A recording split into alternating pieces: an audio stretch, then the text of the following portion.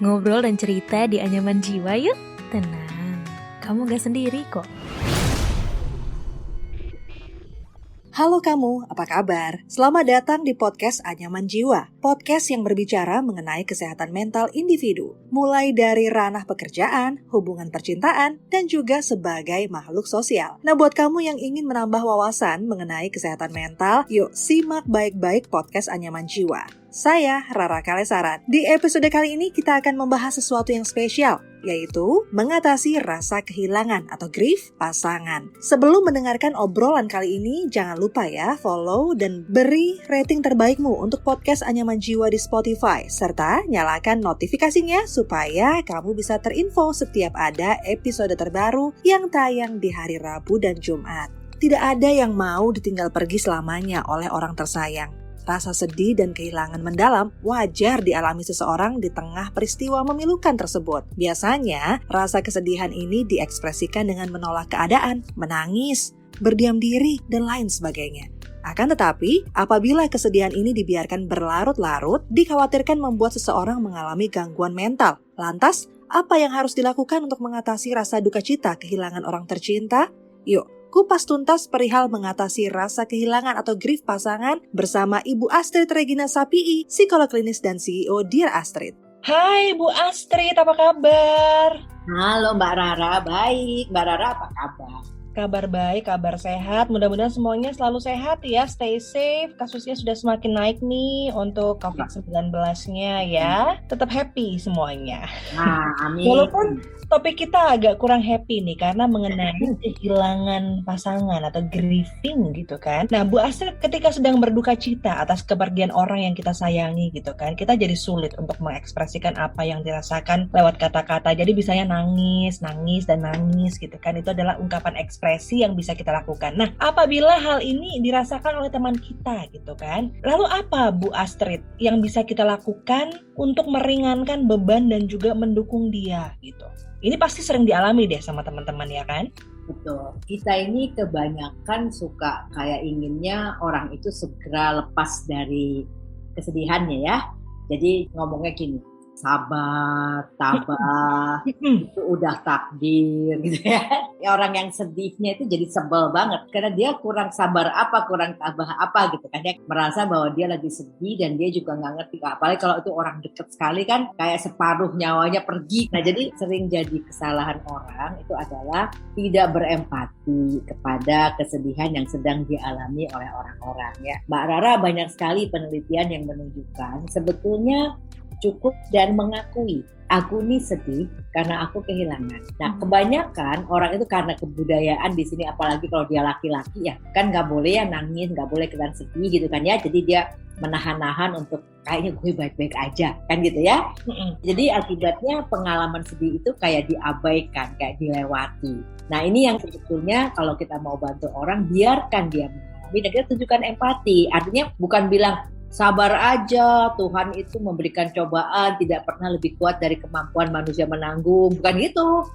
Bukan gitu ngomongnya. Ngomongnya misalnya kita bilang, aku ngerti deh, kebayang ya kalau aku juga ngalamin kayak kamu gitu.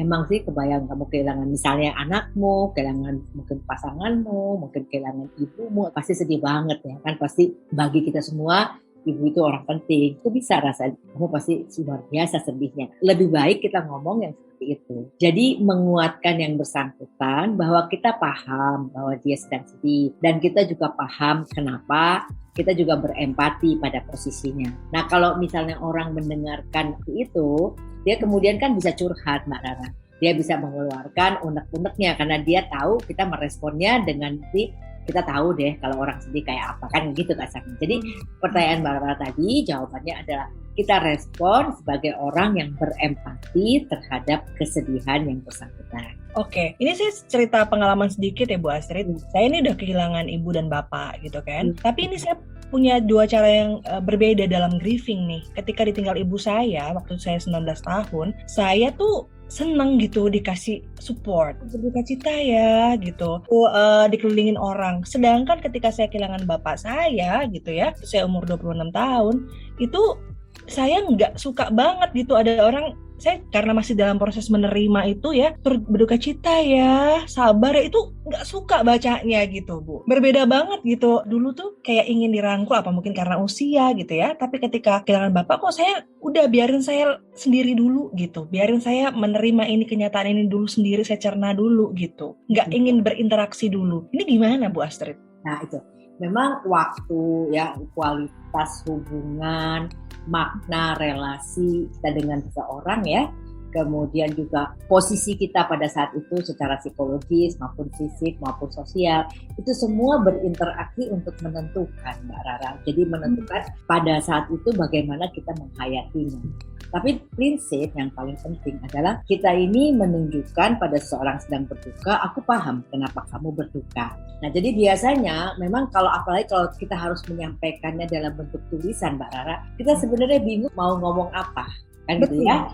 Jadi tapi kalau orangnya kelihatan gitu kan, kita bisa sekedar pegang tangannya gitu kan ya, atau kalau dia deket banget sama kita peluk kan gitu ya. Dan jadi aku juga inget loh sama ayahmu gitu kan ya, bisa bayang kamu yang deket sama dia, kamu kehilangan kayak apa gitu kan. Kayak aku kan bisa lihat kalau misalnya ternyata Mbak Rara nggak suka ya, oke, kamu mau sendiri. Kalau kamu butuh aku, kamu kontak aku ya, kan bisa gitu. Kalau kelihatan Mbak Rara, kita mau nulis di WA misalnya gitu kan, mau nulis itu kan susah Mbak Rara. Kita kan mesti mengatakan sesuatu yang sifatnya umum karena kita nggak ketemu langsung sama orang. Gitu. Dan Mbak Rara betul, umur itu menentukan, jadi waktu ya menentukan, kemudian posisi kita juga pada saat itu menentukan, posisi psikologis, posisi sosial maupun posisi fisik itu menentukan bagaimana kita menghayati pengalaman itu. Kemudian relasi, jadi makna relasi, jadi ayah itu bagi saya artinya apa, ibu itu artinya bagi saya apa, itu juga menentukan. Jadi itu semua menjadi sesuatu yang bercampur Mbak Rara. Jadi yang sifatnya Mbak Rara pribadi, individu, yang sifatnya hubungan sama yang meninggal, yang sifatnya sosial, jadi pada saat itu kita ada di mana, dalam situasi apa, dan kapan waktunya, itu semua menjadi sebuah kesatuan yang akan kemudian membedakan secara subjektif bagaimana satu orang dengan orang lain memaknakan sebuah kesedihan. Jadi memang kalau tertulis kita hanya bisa menulis sesuatu yang umum, tapi kalau misalnya kita bisa ketemu sama orangnya, kita kan bisa lihat kalau dia tidak suka. Cuman Mbak Rara, untuk masyarakat kita ini banyak yang nggak paham seperti itu. Karena buat masyarakat kita kan kolektif. Kalau orang itu sedih, maka semua orang harus berusaha membantu dia. Jadi konsep bahwa kadang orang punya privacy, kebanyakan dari anggota masyarakat kita nggak punya, Mbak Rara. Kebanyakan anggota masyarakat kita itu berpendapat kalau ada orang sedih, kita harus beramai-ramai menemani dia supaya dia tidak sedih. Itu konsep yang diterima sama masyarakat. Artinya kita harus peka ya, kita melihat bagaimana nih kondisi orang yang sedang kehilangan ini. Nah, ini kalau misalnya kepada orang dewasa. Nah, misalnya yang mengalami ini adalah anak-anak gitu. Misalnya adik kita, keponakan atau cucu yang ditinggal orang tuanya, ditinggal neneknya, kehilangan kakaknya gitu ya. Ini dialami oleh adik-adik kecil gitu. Cara kita memberitahu perihal kematian, kemudian juga cara kita berempati itu seperti apa kalau kepada anak-anak? Ngobrol dan cerita di Anyaman Jiwa yuk. Tenang, kamu gak sendiri kok.